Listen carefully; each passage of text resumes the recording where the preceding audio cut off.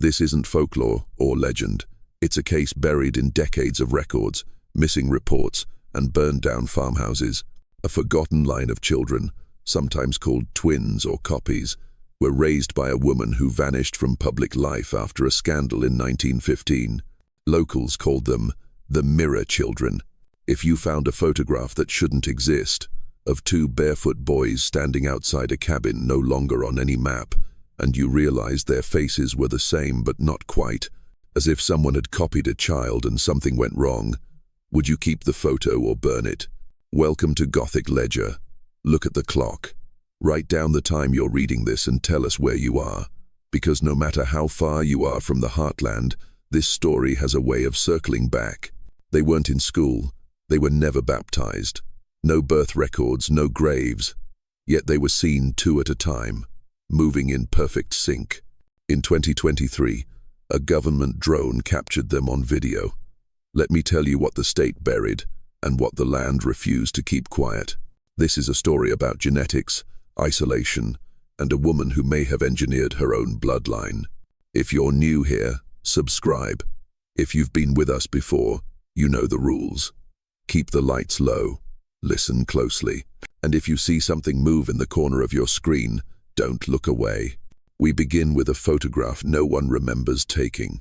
In early spring of 1942, following record floods that swept through the southeast of the state, a team of local archivists was sent to salvage what they could from the submerged rooms beneath the Jefferson County Courthouse.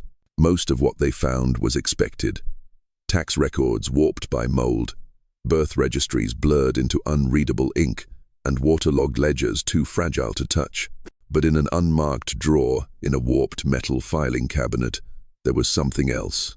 A faded photograph, curled at the edges, stuck between two blank sheets, as if hidden, not stored. The image was simple. Two barefoot boys standing side by side in front of a collapsing cabin. Their shirts hung off their shoulders like hand-me-downs from another decade. One boy's mouth was slightly open. The other's eyes didn't seem to focus at all. Their faces were nearly identical, but not perfectly. One eye was slightly lower, a jaw misaligned. It's a match, but off, like mirrored reflections that didn't settle cleanly. There was no stamp, no studio mark, no writing on the back. No negatives were ever found. Yet, to those who worked the archives longest, the photo felt deliberate, as if someone meant for it to be found later, or not at all. According to the 1942 flood damage cleanup log, the image was logged without incident, filed with a generic label, unknown children, possible homestead case. The archivist who entered it, Marla Swanson, later claimed she didn't remember cataloging it. In a 1976 oral history, she said, "It gave me a feeling like I was interrupting something. I boxed it and moved on, but it didn't stay boxed." In 1954, the photo resurfaced in a local historical society's unsorted drawer, and again in 1990, referenced in a brief report on unmarked homesteads in the Appalachian interior. By then, folklorists had begun to whisper the name, the Mirror Children. Most trace that term back to a retired mail carrier, Elias Tillman, who in an interview recorded in 1971, said this: "They weren't twins, not really, but they matched like someone tried to make one copy from the other, and the ink ran out halfway. You'd see them if you rode the mail up near Deadwood Ridge back then, just standing quiet at the tree line, watching." When the photograph was shown to elderly locals during a regional oral folklore project in the 1992nd, a few recognized the background, not the boys, but the cabin, the sloping roof, the warped porch beam, the missing third step. That homestead, they said, once belonged to a woman named Leela Mae Meadowbrook, known to the community as Miss Lila. She lived alone, if she could be called that, on the edge of Deadwood Ridge outside Eden, the state's central region. She hadn't been seen in town since the early 1922nd. No census listed children in her household. No school in the county had ever enrolled boys matching the ones in the photo, and no obituary, baptism, or hospital record named Lila as a mother. But still, the rumors persisted. According to a now-lost WPA field notebook from 1940, Miss Lila's cabin was inhabited by 2 pale boys who may not be her kin. That line, scribbled in pencil, is all that remains. To this day, no one knows who took the photo. No one remembers giving it to the court, nor why it ended up misfiled beneath a stack of pre-war property deeds. But archivists and researchers agree something about it is wrong. The faces, the posture, the way neither boy seems entirely aware of the camera nor of each other. That image still exists. Box 2-3, File 8, Jefferson County Archives. Stamped, but never explained. Dated only by water damage and suspicion. The first known trace of the story that would become folklore. The beginning of the Mirror Children. And someone, perhaps Lila herself, wanted it to be seen. Just not yet. In the quiet interior of Jefferson County, where roads curl into the roots of forgotten hills, there stands a ridge locals still call Deadwood Ridge, though no official map bears the name. The land there is tangled and damp, heavy with laurel and fog. Hunters say their dogs won't follow scents into it. The trees, they say, feel too still. At the center of that stillness once stood a cabin, slumping now into the soil, but intact enough in 1938 to serve as a home. It was here, records suggest, that Lila Mae Meadowbrook lived, and where the first unspoken chapter of the Mirror Children began. Lila was born in 1892, the third of 6 children in the Meadowbrook family, a line that had long occupied the Eden area, mostly in the margins of land deeds and census logs. The last official record placing her in public life is a 1909 property transaction when she inherited the cabin after her mother's death. She was 17. The property was modest, a 1-room structure, well fed by a spring that dried every 3rd summer. No known upgrades, no plumbing, no official improvements were ever filed. Yet the taxes were paid, always in exact change, always in person, until 1915. That year, everything stopped. Lila withdrew suddenly from town life, and rumors filled the space she left behind. The reason, hidden in whispers and suppressed by time, is hinted at in a 1917 church ledger from the First Baptist Church of Eden. A single line beneath her name reads, "Stricken from the rolls on grounds of moral unfitness." There is no elaboration, no footnote, but locals remember. A former church secretary interviewed in 1978 recalled overhearing an elders' meeting behind closed doors. She remembered the pastor saying Lila had brought unholy confusion into the household and that her youngest brother Samuel had vanished shortly after a long illness. No missing person report was filed. From that year on, Lila never again appeared in church records, voter logs, or town ledgers. She did not marry. She did not bury.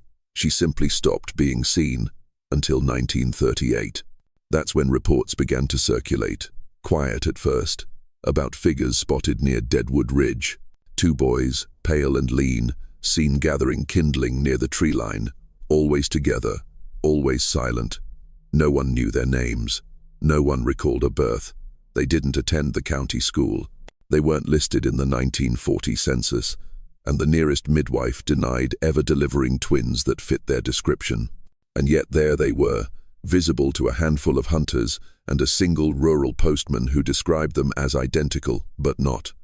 It was like seeing the same face on 2 clocks, he said. One ran fast, one ran slow, but they ticked the same. The boys were always near the cabin, never further than 100 yards. They never answered when called out to, and Lila, older now, her hair long and grey, was said to appear on the porch once every 2 weeks when the mail wagon came up the ridge. She'd stand motionless until the driver dropped off the parcel. No wave, no words.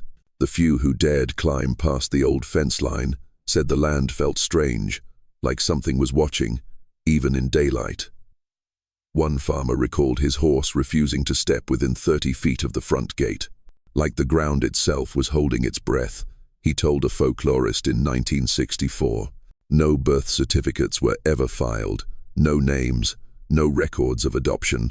And still, from 1938 until at least 1954, Lila lived with them.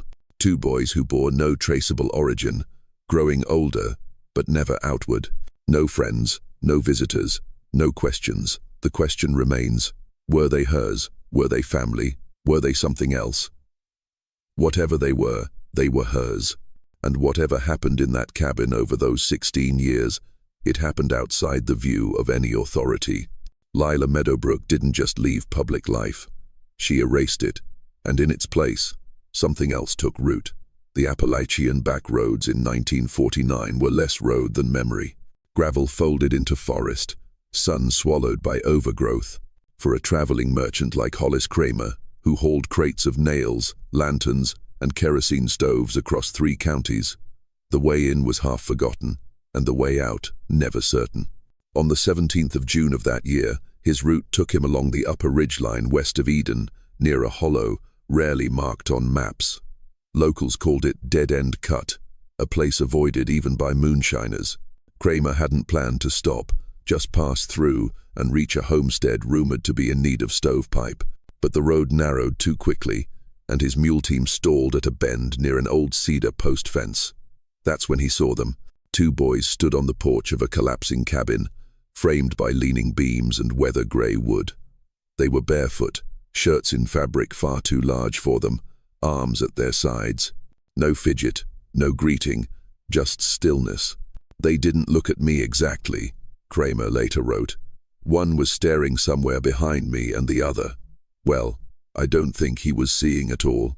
He continued, their faces were alike, but wrong, like someone tried to match 2 halves of a coin after the mold had melted. Their eyes were cloudy, not white, not blind, just wrong, like river water behind fog. There was no sound from the cabin, no movement. Kramer tipped his hat, mumbled a polite howdy, and clicked the reins. Neither child blinked. That evening, disturbed and unsure what he'd witnessed, Kramer did something rare for his profession. He sat at the small desk of the boarding house where he stayed in Eden and wrote a letter to the state welfare office in the capital city.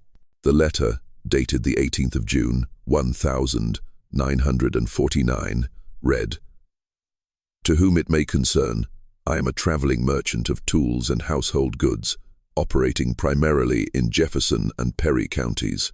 Yesterday, while passing through the upper ridge above Eden, I came upon a cabin I had not seen before. On the porch stood 2 young boys. They appeared to be undernourished, but not starved, barefoot, unspeaking. They did not react when I spoke. I saw no sign of a guardian or parent.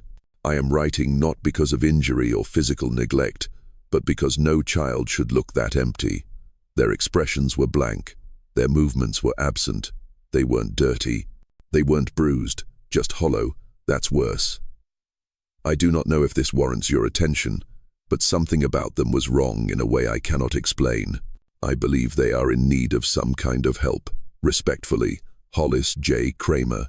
The letter was logged in a clerical ledger dated the 22nd of June. The log itself still exists, unearthed during a university archival project in the 1992nd.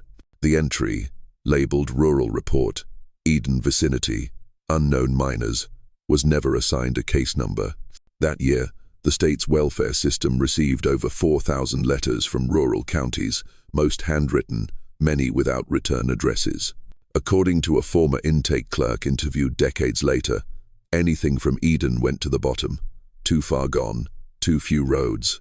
The Kramer letter joined a stack of unfiled reports in a box marked non-urgent, remote claims. The box was never reviewed. Dr. Melinda Burr, a regional historian and author of Hollows Without Maps, later said of the letter, that was the moment the state had a chance. A man with no reason to lie saw something that didn't sit right. He wrote it down and they shelved it. No follow-up was conducted. No one from the capital visited Dead End Cut. The boys were never identified. The cabin remained untouched, and so the letter faded, filed away in the dark, just like the children it described. A warning not lost, but simply unread. Whatever Kramer saw on that porch, it didn't go away. It grew quietly, unseen, until someone else came looking. The interior of the Meadowbrook cabin no longer stands, but fragments of its order, its rules, have been reconstructed from field notes, forensic inventories, and a handful of recovered artifacts. The picture that emerges is not of a home, but of a ritual space fixed in place by silence, symmetry, and fear. By the early 1942, the structure had already begun to collapse under its own age. A sagging porch, shingles rotted through. The windows, though intact, had long since been covered from the inside. Heavy burlap was nailed across each pane, not for weather, but for reflection. According to one oral account collected in the 1972, the coverings were so thick you couldn't tell day from night inside. Inside, the cabin followed rules. No mirrors, not even polished metal. Every surface that could hold a reflection glass, oil pans, water basins was covered, hidden, or removed. An investigator who visited the site decades later noted that even the wood stove door had been painted matte black. The windows were double covered, and a warped vanity, likely inherited, had its mirror turned to face the wall, fixed in place with rusted nails and what appeared to be dried animal sinew. Meals were eaten in silence. 3 settings, no utensils. Food passed from one chipped tin plate to another. The center of the table bore a scorched ring where something once rested, possibly a lantern or an iron crucible. A note scribbled by social worker Evelyn Cross, recovered posthumously, reads, "The boys wait for her to chew before they begin. They copy her hands, every bite matched, like clock hands clicking in unison. They were not called by names. Miss Lila referred to them only as my echoes." The term appears again and again in her personal effects. Scraps of cloth inked with looping cursive fragments of old hymns, altered to include plural pronouns. We rise, we fall, we echo. Local linguists later identified traces of Appalachian-inflected Irish Gaelic in these fragments, a dialect rarely spoken beyond the 19th century, preserved only in isolated mountain pockets.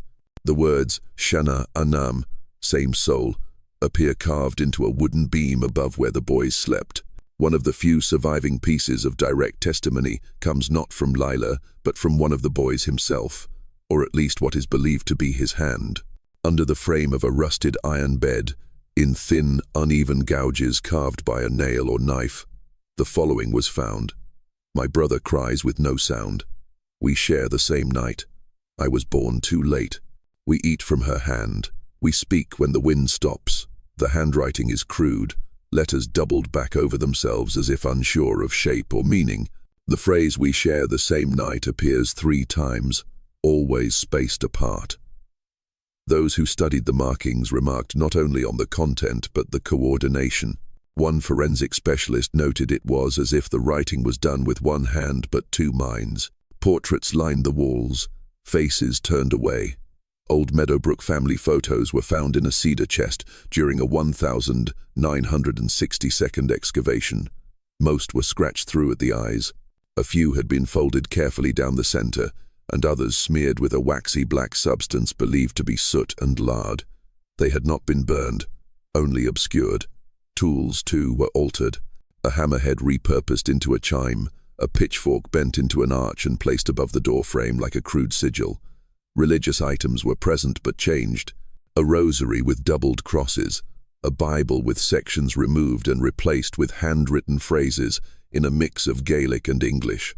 On the final page of the Psalms, the words, "They are one, born in rhythm.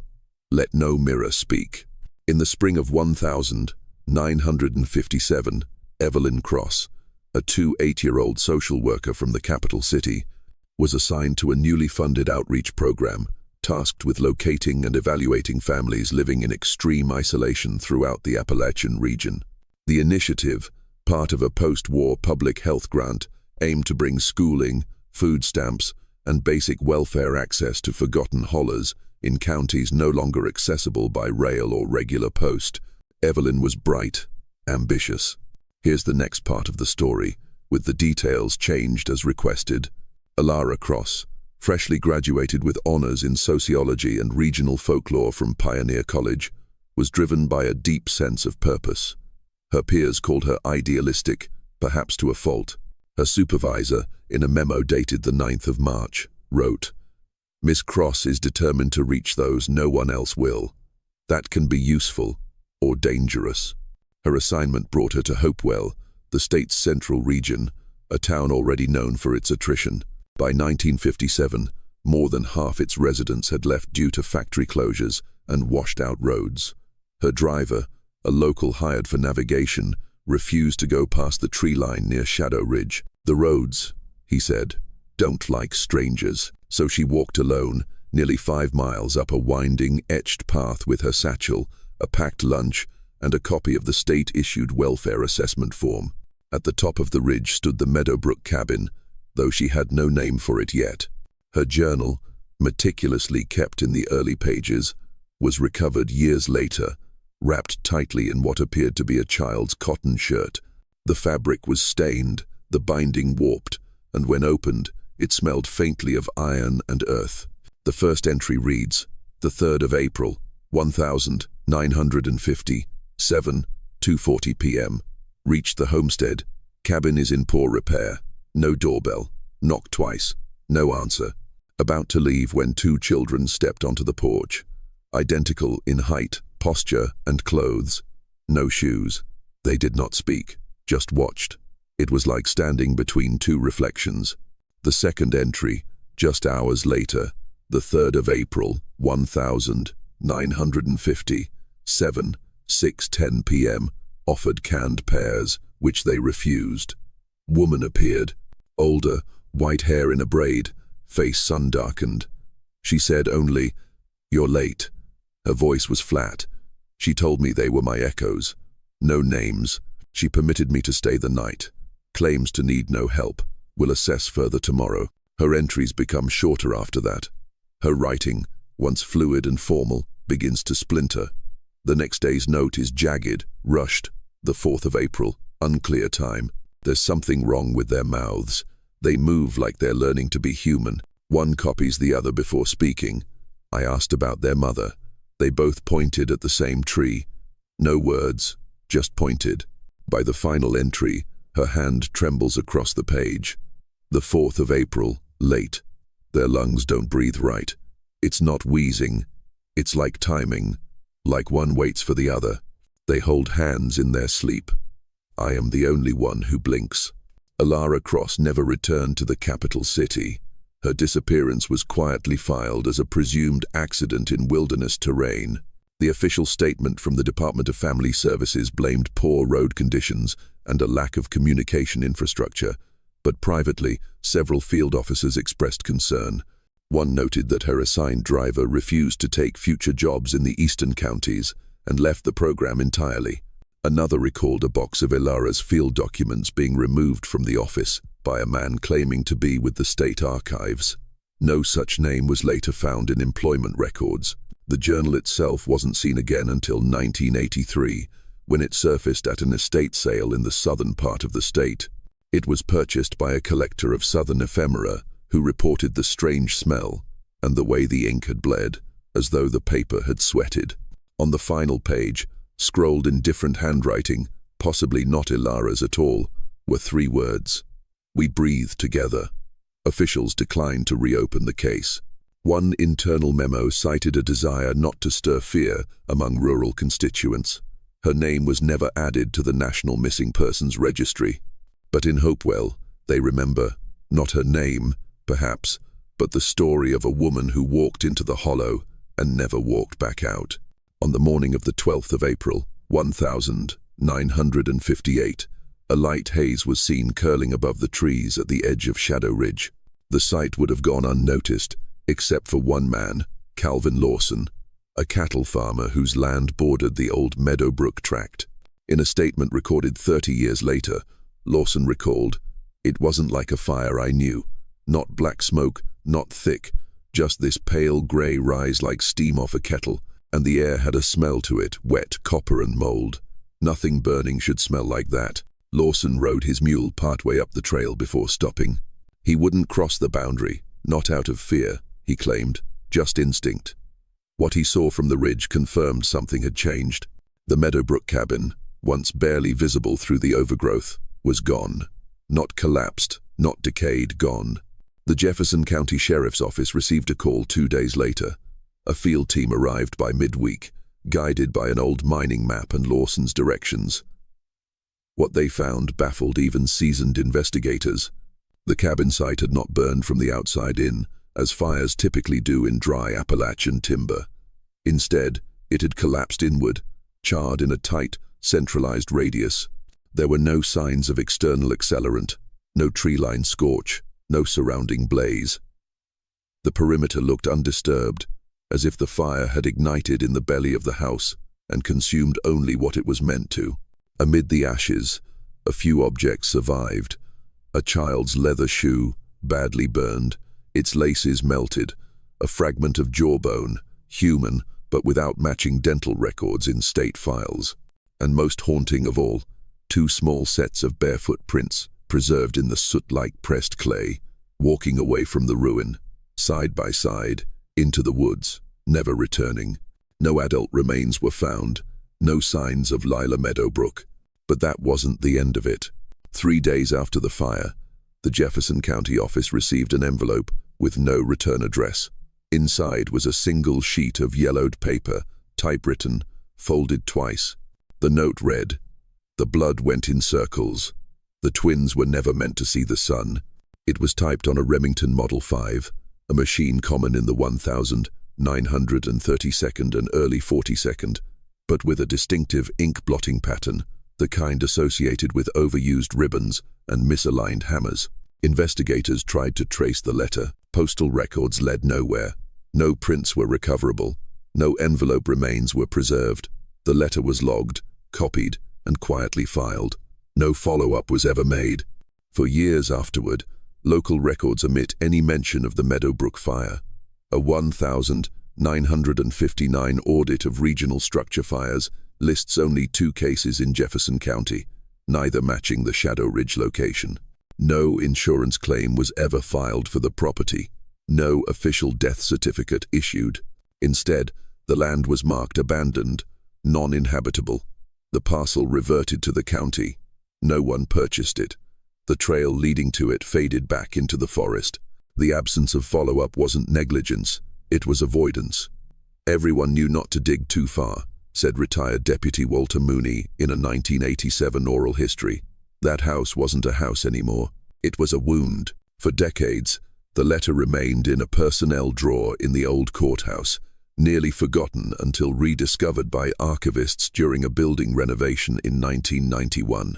It's now preserved in the County Historical Annex under a restricted file label, Meadowbrook, unresolved.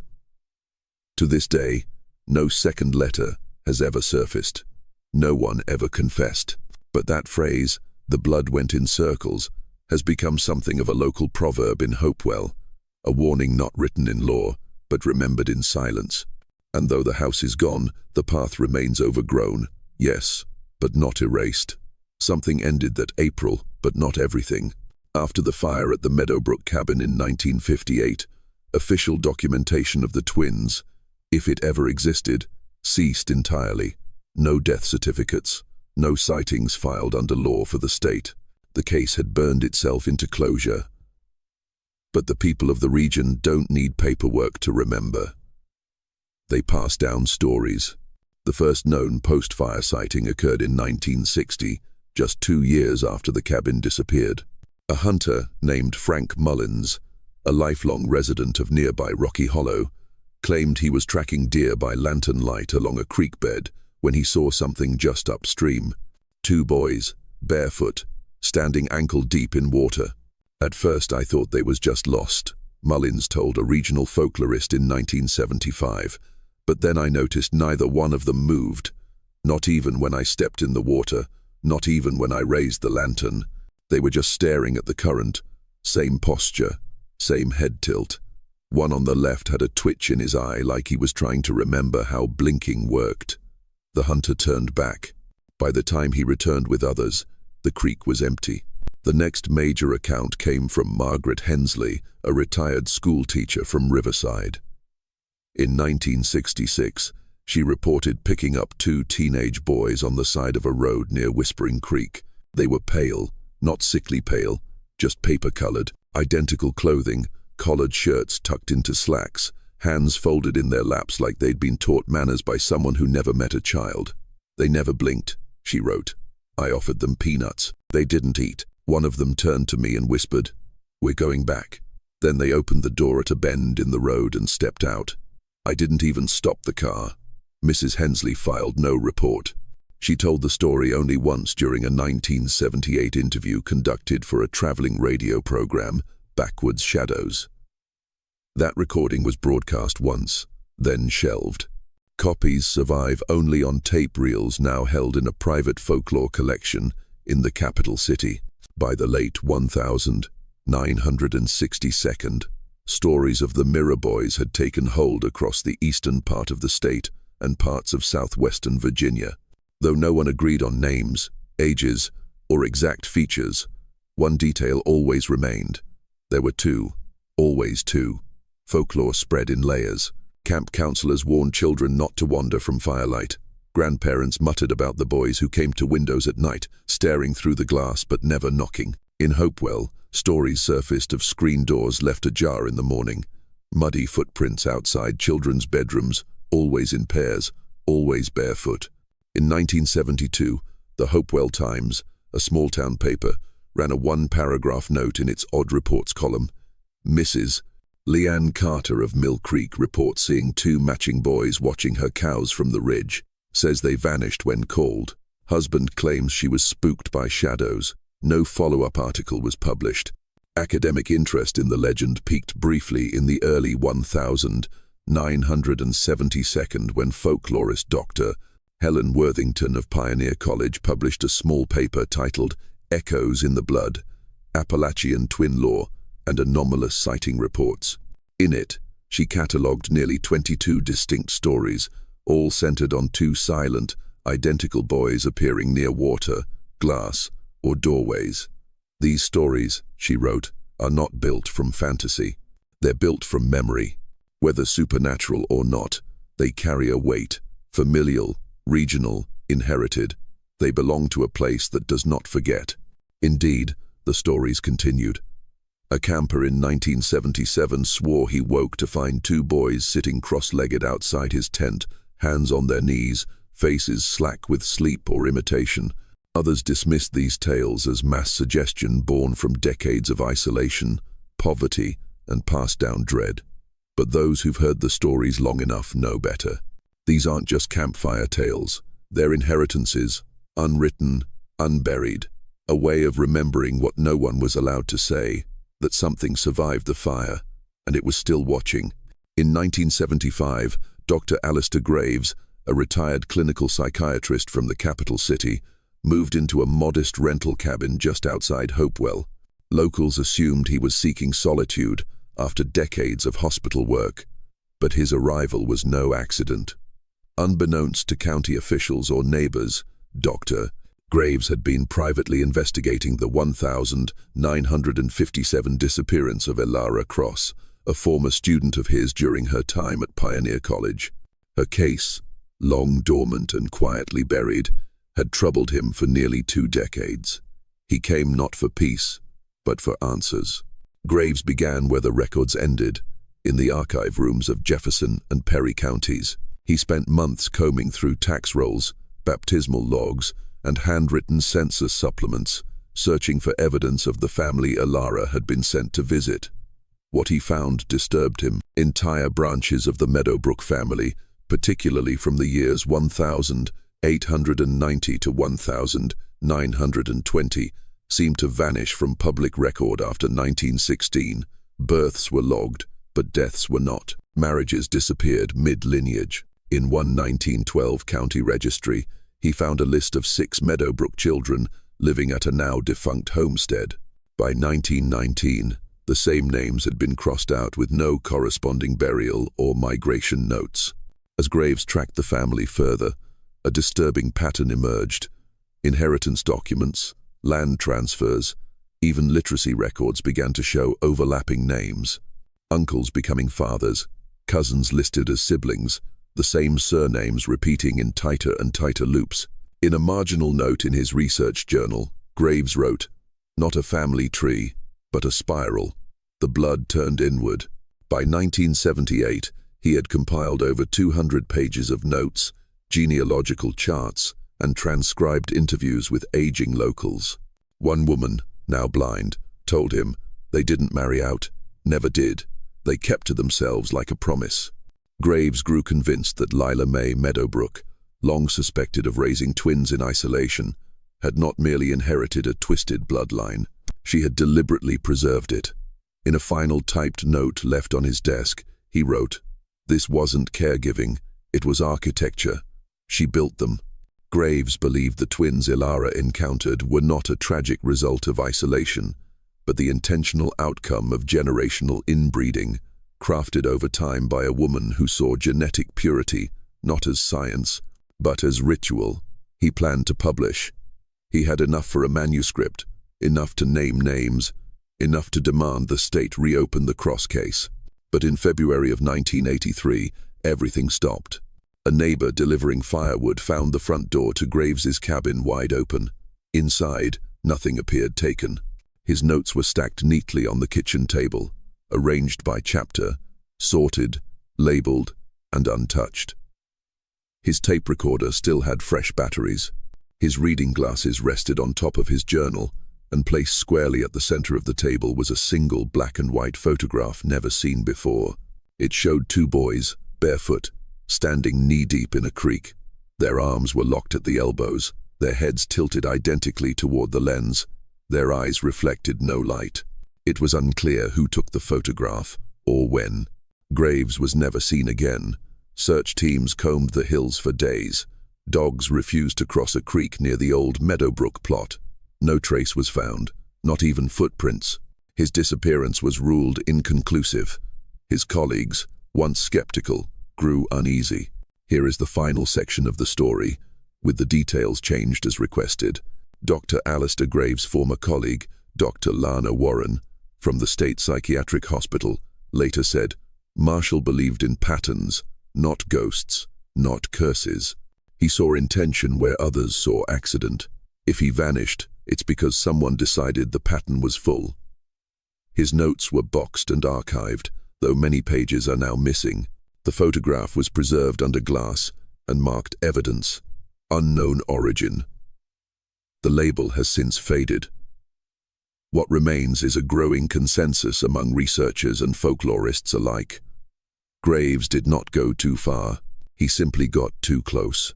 And whatever Lila Mae built in that hollow, it was never meant to be examined. In the fall of 1996, a state-funded road expansion project was underway just north of Hopewell, where crews were tasked with cutting a new bypass through one of the last undeveloped ridgelines in the county. The project had moved smoothly through bedrock and root systems until the morning of the 4th of October. According to site logs, the backhoe struck something unusually soft beneath the eastern tree line. At first assumed to be animal remains, the disturbance revealed a shallow pit, roughly 6 feet in diameter, containing 3 partial skeletons, child-sized, curled as if placed deliberately. Construction halted. The area was taped off, and the state anthropological unit was dispatched within 36 hours. The lead anthropologist on the case, Dr. Eileen Cass, gave a statement 3 weeks later. Her findings were not released to the public at the time, but notes from a 1998 forensic conference would later surface in a research archive. The bones were human, children, likely aged 7 to 10, but the skulls were deformed, not from trauma but development. The cranial plates had fused prematurely. The jaws, one in particular, were unnaturally aligned, teeth overlapping in mirrored patterns. They were too symmetrical to be coincidence, too wrong to be twins. The remains bore no identifiers, no jewelry, no clothing, no remnants of cloth. DNA sequencing was limited in 1996, but mitochondrial analysis ruled out any match to known missing children in the state dating back to 1960. Dental records found no comparison. The team found no signs of burial markers, no coffins, no shroud materials, just bare bone placed directly into the earth. But it was what they found on the smallest jawbone that drew concern and confusion. Etched faintly, almost imperceptibly, beneath the right molar was a shallow carving in the bone surface, a looping shape barely a half-inch wide, forming a twisted horizontal figure eight, the infinity loop. Dr. Cass's notes suggest it was carved post-mortem with a fine-pointed metal object, not animal markings, not environmental erosion. But no further analysis was conducted. Within 6 weeks, the State Historical Preservation Office released its official statement. Indeterminate historic remains, likely pre-1952, no current criminal relevance, case closed. The excavation resumed. A former field technician, speaking anonymously to a regional documentary team in 2005, recalled his experience processing the bones. "I'd seen everything. Burned corpses, Civil War graves, even a case of fetal remains in Pike County. But this wasn't right. Those kids weren't just deformed, they were copied. Like someone tried to make the same person twice and got it wrong 3 times. When I saw the jawbone, when I saw that symbol, I packed my gear and left.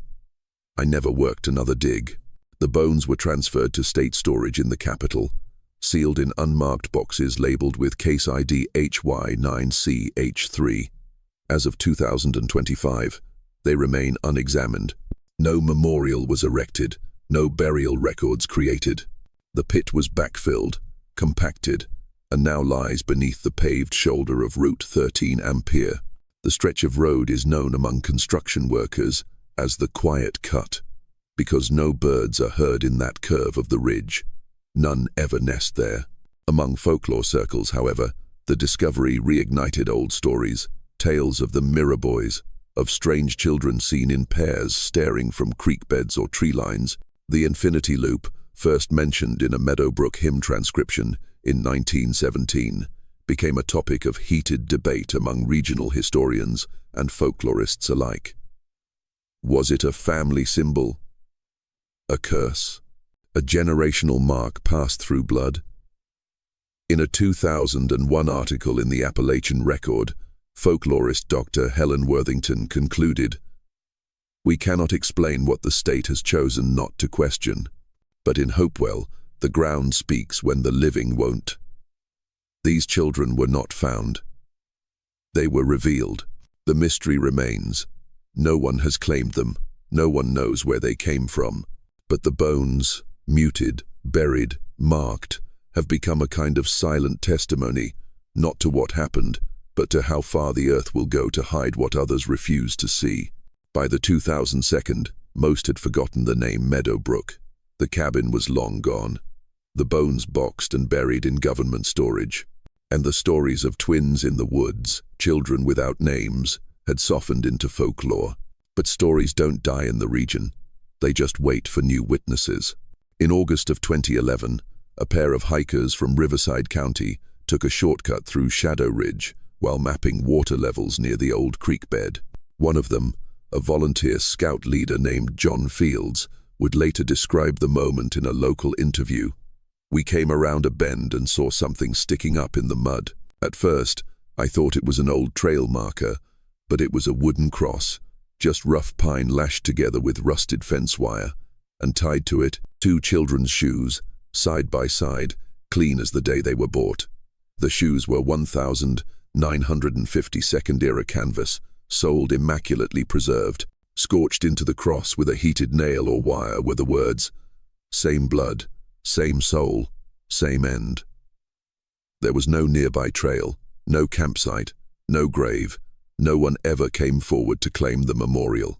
6 years later, in 2017, a retired bail bondsman turned freelance investigator named Royce Kellerman took on a personal project to trace a series of anonymous letters sent to post offices across 5 towns surrounding Hopewell. The letters were small, typed on aging ribbons, all signed under one name, M. Meadowbrook, with no return addresses.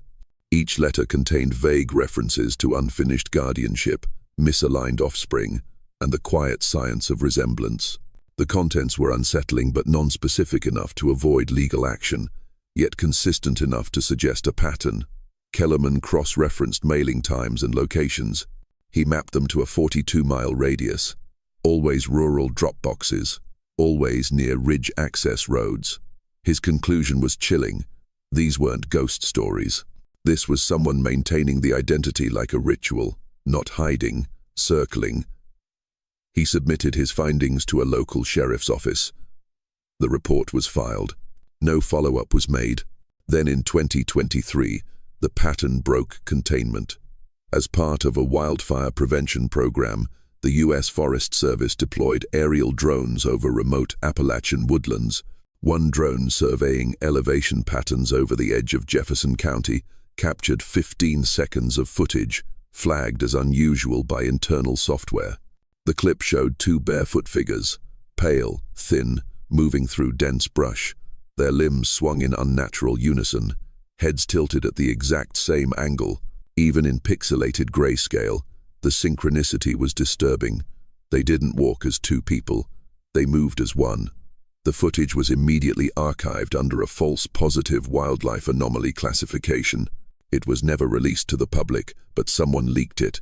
A forest technician, name withheld, posted a frame-by-frame breakdown on an encrypted message board used by independent researchers and folklore archivists.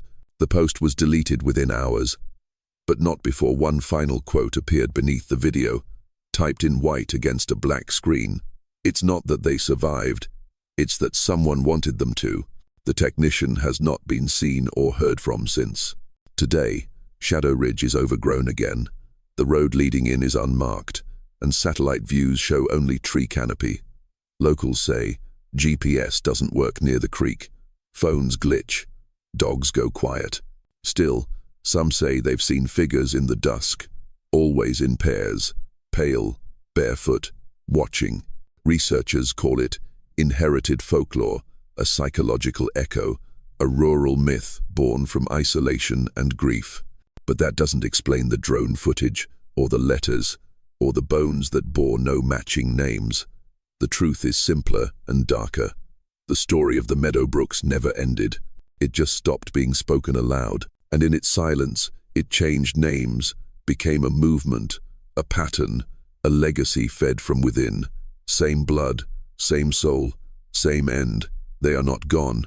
They're just waiting.